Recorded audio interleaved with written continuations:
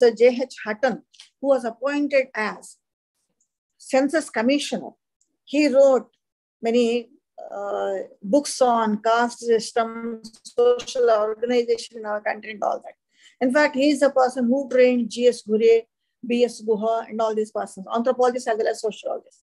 And they followed the census approach only in their studies. I think Ghurye's name is familiar to you. Particularly when we talk about caste and its characteristics, we usually take what G.S. Ghurye said about caste. Now, that is, of course, not directly linked with, simply I've shared this with you. But here, once again, let us come back.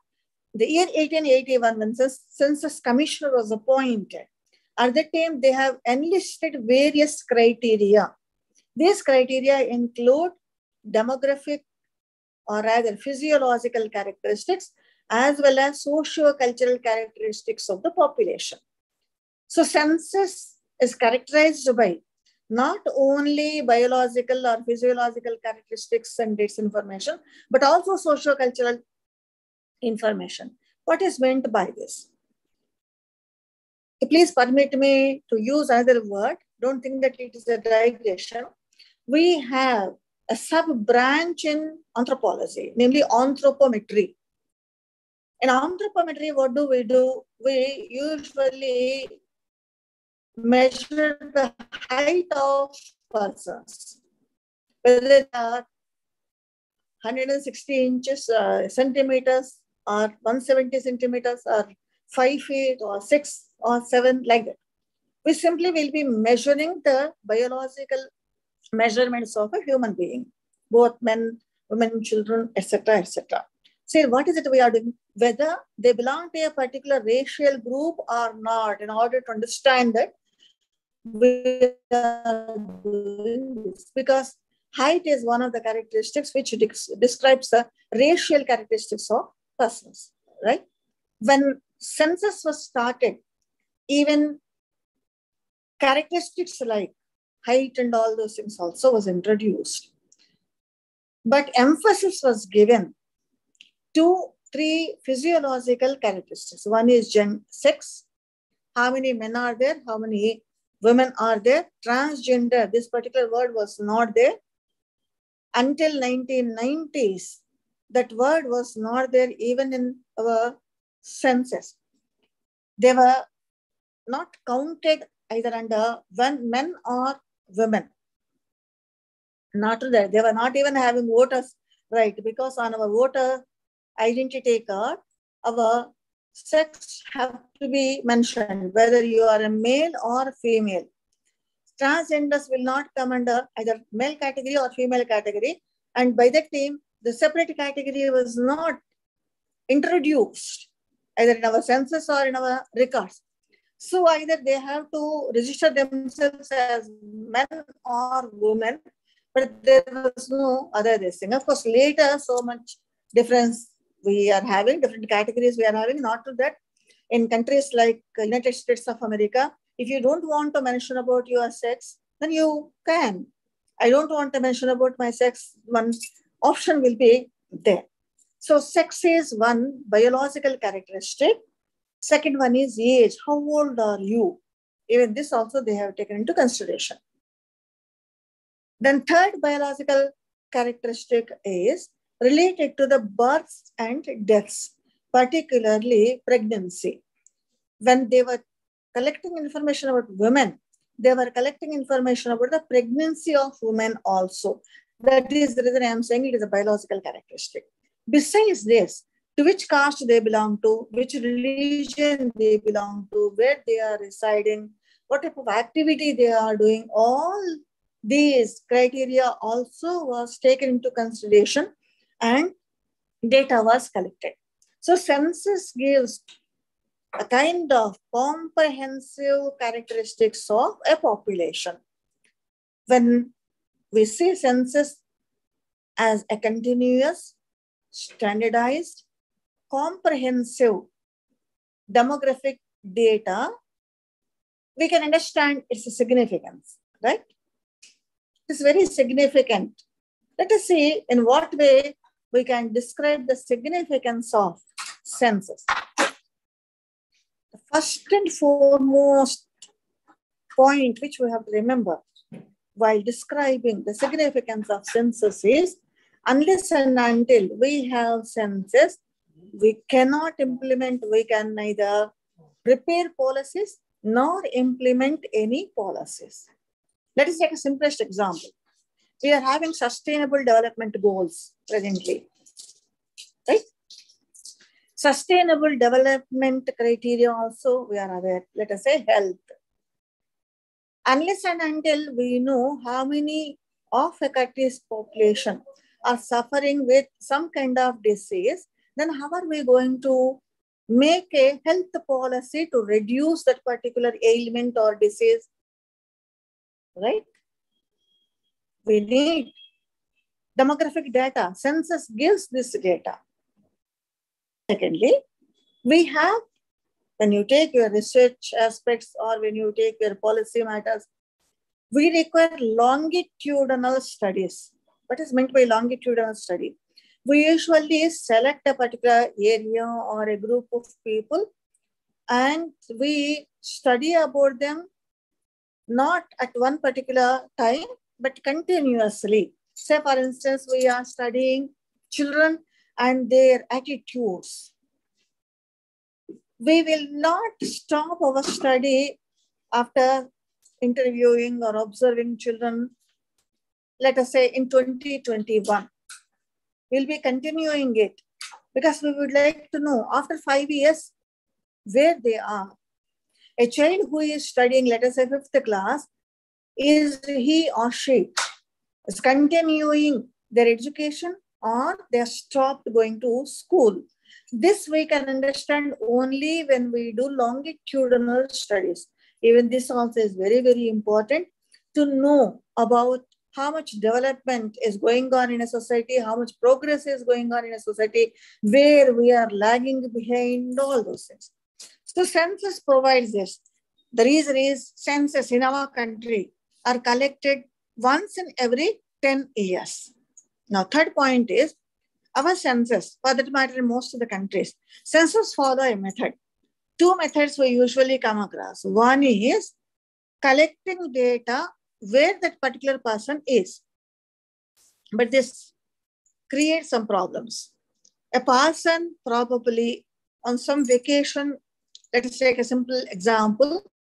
He is from Karimnagar, but for some activity, either in order to participate in some activities or for entertainment purpose or to stay with his relatives for some time, imagine that he has come to Hyderabad. We are collecting census, right? And we are collecting his data here at Hyderabad. And at Karimnagar, they have not yet started census because it will be done in a phased way because enumerators have to be there and the census commissioner will provide some kind of timetable for this. A specific period will be fixed and within that specific period, the entire country population will be counted. Let us say, today we have collected data of this particular person at Hyderabad and he returned back to his village, that is just now I mentioned Karimnagar. There, imagine that enumerator is starting collecting data next day, that is tomorrow. If the enumerator collects data of this particular person once again, then don't you think there is going to be some kind of problem there? Hence, in our country, we follow de facto, de jure methods. De facto method is wherever the person is, we will be collecting information. De jure method, we will ask that person, you belong to which place? Are you from this particular place or from any other place? In other words, what I'm trying to put before you is, even this residence where a person is residing, he belongs to which area? Even this also we collect in our census enumeration. This gives data for us to understand how many people are migrating, both in as well as out migration, their economic position, what they are doing, what type of activities are available for them and all this, or why they are migrating. Not only that, urbanization and its dynamics also we can understand. If let us say many people, when we enumerated data from an urban area, many people say that we are from X village or Y village or Z village, then immediately we can understand rural to urban migration is very high, and that migration is creating urbanization. Why should we know about this? If rural to urban migration is more, urban areas will grow only in population wise. Amenities available in our urban area may not be sufficient for this entire population. Then that situation is termed as over urbanization, which results in a variety of shortages. It may be water shortage or housing shortage or various amenities like transport, etc., etc. But even today, Mumbai is very well known for congestion. It is very difficult to get a house there. Even if you are, let us say, a very big office, getting, let us say, a 2-bedroom flat or 3-bedroom is very difficult if it is Mumbai or Delhi. The tenements will be very simple. Sometimes people share these houses also. That means one person will be coming and staying. When he goes to office, other person will be coming and staying there in the same area. This is very prevalent in very big cities like Kolkata or Delhi or Mumbai. Of course, this trend is coming even to cities like Hyderabad and the other areas also, but it is not that rampant. So here, in order to know all these aspects, we have one criterion in our census operation, that is residence, migration, etc., which is very, very useful for us to understand. Another one is we also collect data on education and economic activities of persons. Our country is having high rate of unemployment. We simply read. But how to know that? Unemployment, okay, it's there. But unemployment in which group? Is it educated unemployment? Or among the illiterates? Or persons who are not at all having any skills? Or persons who are working in a particular industry which has lost its demand? Or persons who are working in some kind of seasonal unemployment? How to know all these things? All these criteria are taken into consideration in census operations. In our census listing, all these aspects will be there. What type of activity you are doing? So when we talk about this activity, immediately we are able to understand what type of economic pursuits are going on, and accordingly we can also understand our nature of unemployment, right? Besides this general data, what we usually do is we also have part of census. Some sample surveys will be done. There we may take either 1 or 2 criteria or few criteria, take a specific place or specific activity and conduct sample surveys. For instance, we have conducted National Family Survey, Health and Family Survey, NHFS. These sample surveys will be conducted sometimes along with census and many times in between the census. How many families are there? Households are there? How many families are having family size and other aspects of family life? How many people are going for divorce? How many people are deserted? All this data, these aspects will not be there in your census. All this data was collected by National Health and Family Survey. It's a sample survey.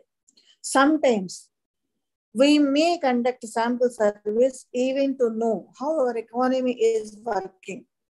What about the per capita expenditure of an Indian? Here, how much money he is spending, in other words, or how much food he is taking. Even food surveys also we are having. It is a specific characteristic. We have taken Some of the sample surveys, they have taken all the population, entire population, some few areas. On the basis of how many calories we require and how much food we are getting, and what is the difference between these two, the requirement and how much we are, the reality, that gives a very important input for us to make policies. Let me take once again, I think it is refreshing your memory only. Yesterday also, I was talking about food policy. In 2013, 2011 is a census year. Once again, 2021. 2013 is in between the census year. 2013, we made a survey. It's a sample survey related to how much food one is consuming per day in rural areas as well as in urban areas. And after doing this survey, on the basis of this survey's results, we have come to know that there are 600 million mouths which we have to feed. And immediately we have prepared a food policy taking 600 million or 60 crores of people into consideration, and how much food is required for them. Even that also we have taken into consideration, and food security policies also were prepared. Why I'm talking about 2013, the present day, you please see. I think the moment you open your newspapers, you will be talking about Paddy, KCR, or Rahul Gandhi, or Revant Reddy, right? Many times it happens. Yes, ma'am. KCR went to Delhi in order to ask the center or BJP government to take a decision related to paddy. Why are we talking about this paddy? I think many people will definitely, in their heart of hearts, think. Of course, they'll be talking about, if they are fond of KCR, they'll say, oh, KCR is very great person. If they are not, then they may say, oh, KCR is not at all good for nothing person. He doesn't have any political experience, or I mean, like this, these discussions will go on. But why paddy? My question is, why paddy? Why paddy is because it is related to food. It is related to population. You are having more than 140 crores in our country. And our country is expected to feed all these persons, right? We don't know how many persons are there because our 2021 census are not yet out. 2022, we are in the year 2022. So once again, I have to repeat the same sentence. We don't know how many members are there. As per 2011 census, we are thinking that, okay, 140 crores, no, that might have gone up to 200 crores, right? Now, how much food is there? How can we distribute this food to our country people? Unless and until you have census, you will not be able to do so. That is the reason why policy makers and implementers will eagerly be waiting to know the census. Unless they have census, they will not be able to do. Sometimes specific characters will be taken into consideration, and states also will be. Census is a national level activity. We have already mentioned it. Sometimes states also will be doing it. For instance, in the year 2022, in our state of Telangana, socio-economic outlook, a census compendium is released. This talks about population of Telangana region, their characteristics, men, women, children, education. We have already enlisted some of the criteria, all this. Besides the certain specific aspects also, how many scheduled caste persons are there, or scheduled tribe persons are there, or OBC are there? What are the various policies available for them? How these policies are being implemented? What are the various programs started by the state of Telangana, and how much money is allotted for them, and how many beneficiaries are there for this program? It is nothing but a kind of census. Census, of course, pertaining to a particular area. So we can, though we cannot directly say it is a sample survey, but even this type of survey also is part of a method or methods by which we collect demographic data. Is this clear so far? Yes, ma'am. So shall we proceed? Yes, please. Yeah. Now, another method to collect demographic data is registration. Since ages or once upon a time, just like we start a story, I think we may have to start like that. Once upon a time also, what we used to do is if any person takes birth, then we used to go and give that information to the village officers. It is the duty of the village officers to note down how many persons are taking birth and how many persons are dying. Of course, once again, let me use that quote unquote, once upon a time. Certificates were not there. Death certificate, birth certificate, and all those things, they were not there. But records used to be maintained related to this vital statistics. Here, what are the vital statistics? We have been talking about this vital statistics, that is your births, deaths, and migration. Here, I'll take this only for half a minute.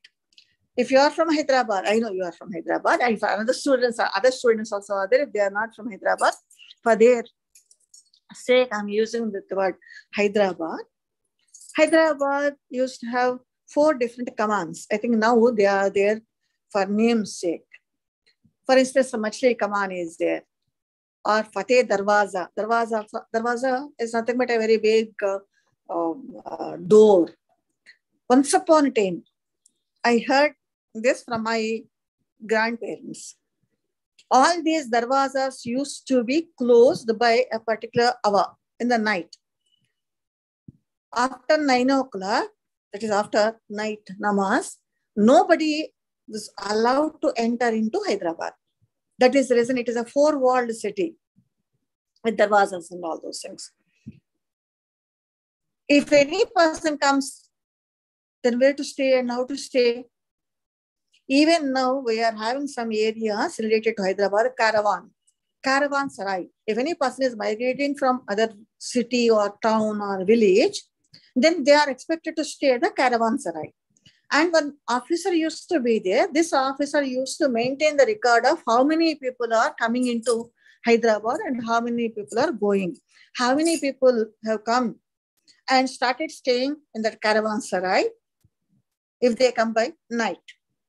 And this system clearly talks about the registration of our migration.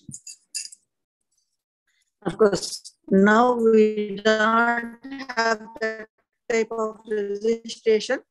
Anybody can go anywhere in our country, within our country, because our constitution provides. But don't you think, that is the reason I requested your permission for the existing, don't you think it is needed? Nowadays, we are talking about terrorist activities, this activity, that activity, or law and order situations. And many a times, this law and order situation is linked with illegal migration. During 80s, many people from Bangladesh migrated into our country. Chekma migration, it was known as. At that time, they somehow managed to get ration cards and all those. And this has created a lot of problem to West Bengal, when Jyoti Basu was there as Chief Minister of West Bengal. Now, presently, we are talking about Rohingya Muslims, particularly migrants from various other places. Very recently, hardly not even a month ago, a kind of law and order situation occurred Delhi only. There, some people were, let us say, some kind of mayhem also occurred. And everybody is saying that in this mayhem, it was started and continued by Rohingya Muslims. These Rohingya Muslims are creating havoc for the original inhabitants and all that. Who are all those migrants people? We don't know. Sometimes we don't have much records and all those things. Illegal migration also is happening. People usually cross the border without taking any permission and all that. It is not only in our country, all over the world it is there. Sometimes the people, they take the ocean as a place. And probably you might have heard about pirates. Pirating is a very very serious problem for some of the countries. Of course, we saw the movie Pirate of the Caribbean. We enjoyed it, Johnny Depp and all that. But it is not that simple. It's very, very problematic thing.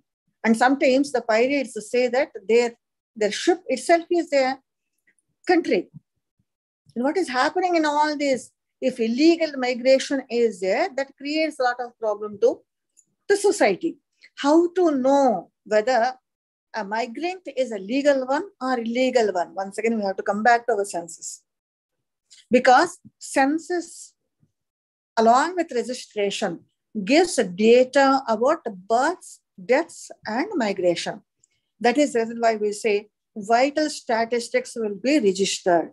That who will do this registration? It is always government, state as well as central government. Let me start with births and deaths. Municipal corporation or Grama Panchayat, these two are, or local governments, are under a duty to record how many births have taken place and how many deaths have taken place.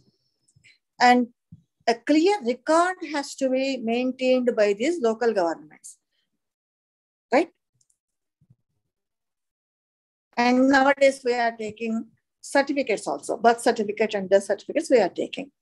Not only that, the births have to be recorded and this information has to be passed on to the government, even by the hospitals. Particularly if any stillbirths are there, hospital is expected to maintain a record of stillbirths or abortions and all that. Of course, they are not doing it in a proper way. That is a different matter. But they are, as per the enactments, as per the law, they are expected to maintain the record. And this record is nothing but registration of stillbirths, births, etc. And why should we have? We have been talking about infant mortality, maternal mortality rate, and all those things. Anyhow, we are going to discuss about these concepts later. But here, registration of births is very, very important state government activity. Similarly, registration of deaths also is a very important state government activity. Not only the fact of death, but how a person has lost his life. Even that also is very important activity. Because if you go and give this information to the municipal corporation or Grama Panchayat, there you are expected to say the cause of death, or the officer, whoever registers this fact, is expected to mention the cause of death, at what time, all these things he has to mention. Why this cause of death? The cause of death talks about the health scenario of a country. If let us say many people are dying due to cardiac arrest, then we can say people in that particular country are suffering with some kind of heart diseases and all that. But in another case, let us say malnutrition, that is a cause of death. Don't you think there is a difference between cardiac arrest and malnutrition? Definitely it is there. If you take Namibia, there are so many people, hundreds of thousands of people are dying not because of any ailment, but because of only malnutrition. Even in our country also, poor people are poorest of poor people. They are dying not because of any problem, not because of high BP or sugar and all those things. These are lifestyle diseases. They are dying because they don't have anything to eat. A very crude situation is there, particularly in rural areas and in tribal community areas. We come across this type of famine. So in such a scenario, this registration gives not only health, but socio-economic conditions of population of that particular country. Of course, when we take into consideration inter-country or intra-country migration, let us say, we have inter-country migration that is known as emigration. We have one word for that. If you want to go to any other country, then you have to obtain some kind of permission. You may call it as visa or some of the countries we never call it as a visa. But with some other countries, say UK or USA or let's say Canada or France or Germany, then you have to approach the consulate that consulate has to give permission to you, and that permission is known as visa. Then only you'll be able to go there. Similarly, if they are coming to India, the same procedure. So here, immigration is registered by all these consulates as well as central government. How many members are going out of India? How many members are coming into India? Not only this, sometimes we may go out of a particular country for spiritual purposes or religious needs and all that, or for medical this thing. For instance, if you want to go to Nepal, Nepal is a separate country. It is not India. Kathmandu is there, and many people go to visit a temple there. Even there also, the Nepal government will note down all the details of the persons, and it gives a permission letter to enter into Nepal. So here, central government, particularly External Affairs Ministry and all that, they register migration details, immigration as well as immigration. Immigration, EMI, is people going from our country to other countries. Immigration, IMMI, is people coming from other countries to our country. So this is about registration of demographic data. So these are the three major methods of collecting data, demographic data. We also have such other methods also. For instance, preparation of life tables. What is a life table? In a life table, what we usually do is births and deaths of a particular time period will be maintained. Migration will not come into that. In some countries, it will be done every year. Even in our country also, we are doing it. That means 10 years gap will be there between the census.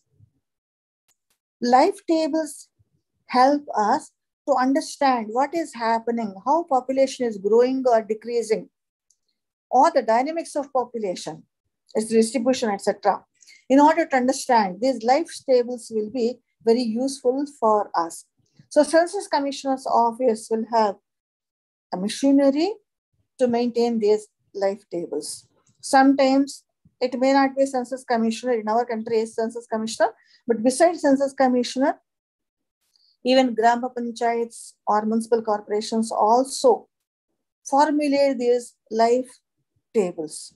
Certain other research institutes or universities or organizations, even they too will be maintaining these life tables. Particularly if, let us say, nutrition related research institute is there, then they will be collecting data about the nutritional status of people, where we once again will be talking about births and deaths. So like that, life tables is another source to get demographic data.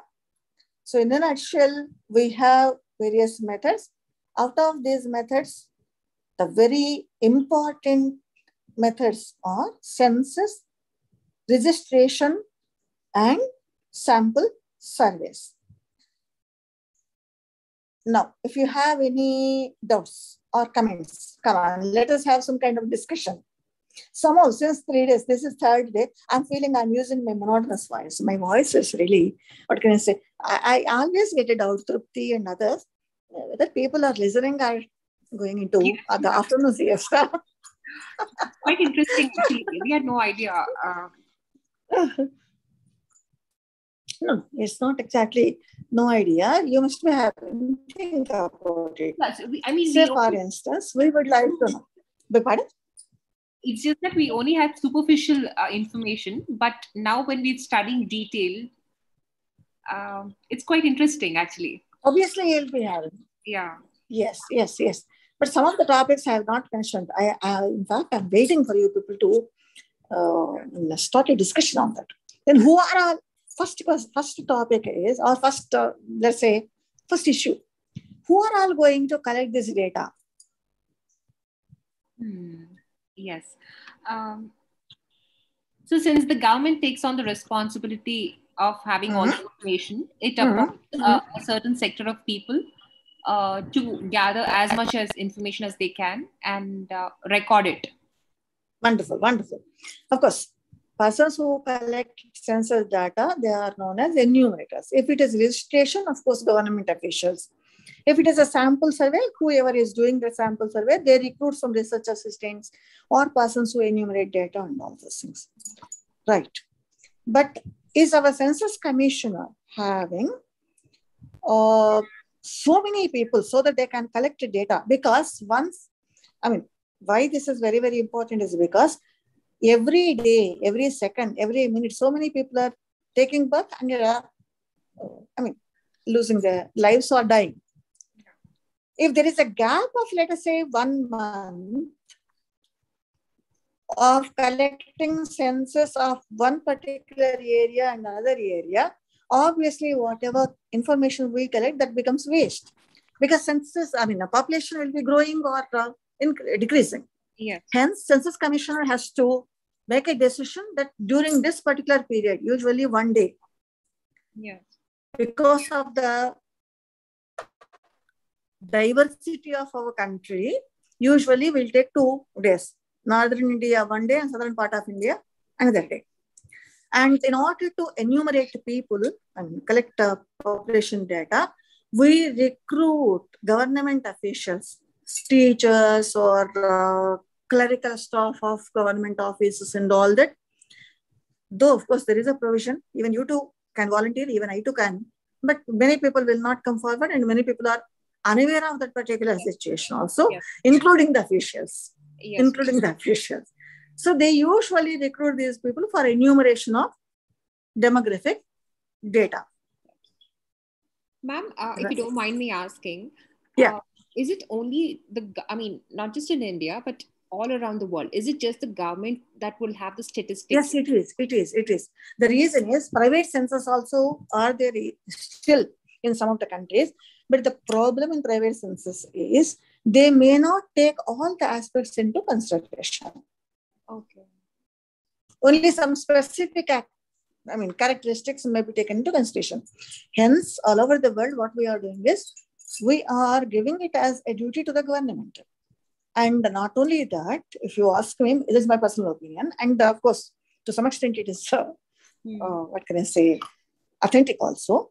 Every government prepares a policy for the benefit, for the development or progress of its population, this country's population. So in order to prepare policy and implement it, government needs the census. That is the reason it is always government who collects the information.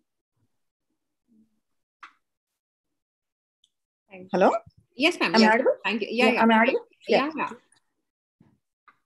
Because individual persons or individual organizations will not be in a position to prepare any policy. The reason is when we say policy, it is applicable to each and every person of that particular country. Yeah. One single organization will not be in a position to do that. And I also think their primary focus is partial to what they want. Obviously, biased. Bias will be there. That is the reason. All characteristics will not be taken into consideration. There is a bias one. Once upon a time, they had it. At the beginning of this session, we were talking Roman people, they were collecting data. It was a biased one from the viewpoint of present day census. They never took others other than who are capable of working in the army. Others were not at all considered at all. Then how can we say that it is an authentic data? It's not. Yeah. Why? I think for that matter, there are many surveys. Need not be only population, but even other. Why? Let me take population only. Let me talk state of Telangana only. In state of Telangana, eyesight was taken as a criterion. And KCR government made a survey of all. I think you remember in all schools and colleges, they have conducted free eye checkups. Yes. I think you remember. About 6 years ago. Yes. Yeah. So this eye checkup was done. But don't you think one state government is doing, others are not doing?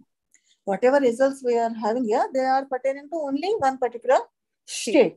Even that also we cannot say it is unbiased one. The reason is whoever comes only for them, the eyesight checkup was done. Yes. It was not done to all. Yes. And the same KCR, Telangana state has conducted one family survey where even students also were taken as volunteers who were asked to enumerate data. Where we are residing, what about our education, etc., family, kutumba survey. Yeah. I think we remember it. Yes, ma'am. This also is a kind of census enumeration only. Yeah. But some characteristics or criteria were introduced. Say, for instance, caste position. It is not done in a proper way, how our census commissioner for all over the country do. And immediately, many people criticized Telangana government for taking this Kutumba survey and talking about our caste states and all that. Yes. I think you remember reading about this or hearing about this on your television and all that. Yes. So if any private or any one organization takes up the census system, then all these things will happen. Now, that is the reason it is always at the central level, national level, and national level, and census enumeration will be done. But can we say our census are foolproof method, foolproof data? Not necessarily, ma'am. Wonderful. Thank you. I was expecting this answer only, not necessarily. Wait, what must be the reason? One is enumerators. We are, what can I say? A namesake training is being given to the enumerators. Yes. And secondly, the criteria are, oh my goodness, the criteria is mind-boggling, you have to say. Each census enumerator is expected to spend at least 1 hour or more than 1 hour on a particular person. Some 10 to 15 pages questionnaire will be there. Yes. So what happens? They're too lazy to simply put. No, not exactly lazy. People will not be. Say, for instance, if you go to a particular person and if you ask... I mean, it could be because of a few of them are uneducated, illiterates, and it could be a ground level of corruption. It could be... Not exactly corruption. They don't know. Say, for instance, exactly. Now at least we know the calendar and all that. Okay, I was born in so-and-so year and all that. Yeah. But we are having so many illiterate persons. They don't have any calendar and all those. They don't remember this. Exactly. If at all they remember, sometimes they remember only their calendar because we are having umpteen number of calendars in our country because of the cultural diversity. Yes. They remember that particular date of their calendar. Yes. And if they say that has to be recorded and that has to be equated with our Gregorian calendar, most of the enumerators are not able to do so. Yes, ma'am. Actually, and another one also is there. And they don't remember even that. They say, when some kind of jatra was done at a particular temple, my son was born. Exactly, ma'am. 10 days before Ugadi, 2 days before Dasara. I know. Yes. Then this enumerator has to run to his place and find out when the Dasara. And once again, another problem also will be there. Dasara is a festival of 10 days. Exactly. And many people, since I've taken Dasara, that Dasara is Dasara, that word, that name will be given to all these 10 days. Yes, ma'am. And which name we have to take out of this 10 days? Is it first day or second day or third day or fifth day or ninth day or 10th day? Exactly. And another problem also is that Dasara comes along with Batakama festival. Yes. And the Dasara and Batakama festival, of course, both of them are 9 days festivals. Yes. But these 9 days are not same. Yes, true. And if a person says, on the day of Batakama, some Saddula Batakama, my son was born. Yes. And he will not keep quiet. He will also say that on the day of Dasara, then this numerator will be facing a lot of. As if enough confusion was not there. Yes. And not only that, certain problems are there. Say, for instance, stillborn children, abortions. Yes. Many people will not give information about this because they themselves are not aware of it. Yeah. For religious purpose or spiritual purpose or economic purpose, a variety of purposes, they will not disclose this data. Yeah. Sometimes, deliberately I'm saying religious purpose. If a lady says that, abortion occurred to me, then her village persons or her own family members may label that lady as with some religious thing. Derogatory comments. Yeah, a comment. Yeah. Then she is scared of all these things. She will never say that she has suffered with stillborn babies or abortion and all that. Then how are we going to get the data there? So some problems are there.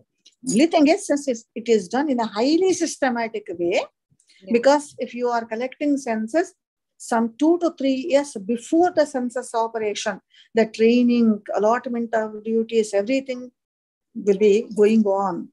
So with lot of homework, census operation will be started and it will be completed. And after that, we also will be given some kind of questionnaires, which we are supposed to fill and post them.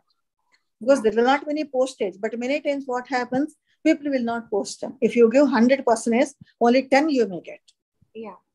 Particularly economic data. What type of pursuits, economic pursuits we are pursuing, people will not give. So, keeping this, beginnings aside, on an average, census is really very good and standardized method of collecting demographic data. So with this, I'll close it here. Yes, ma'am. And we'll meet. Next session, I think 13th we are having. 13th, yes, right? ma'am. 13th. Yes, ma'am. So we'll meet on 13th at the same time. Until then, see you. Thank you, ma'am. Have a good day. Bye. Bye, ma'am. Thank you.